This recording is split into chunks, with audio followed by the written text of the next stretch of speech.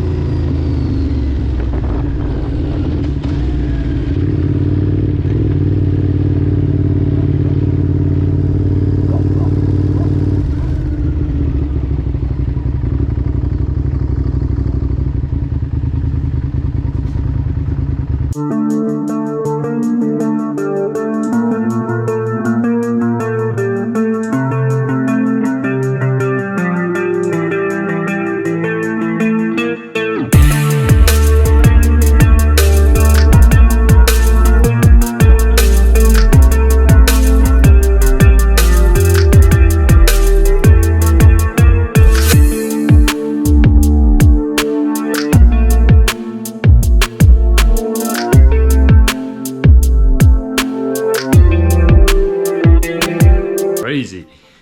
So I didn't open up full tabs, I just let it set a little bit. I'll drive the motor in, do a oil change, do all the things. But this is the last video of the VTR, of the build. I'll do a time lapse on it, and if any upgrades come for it, I will do a video or two just to inform you guys, keep you updated. So thank you guys for watching, I appreciate it. Remember to hit the subscribe button down below by clicking on the mountain man icon. Keep safe, cheers.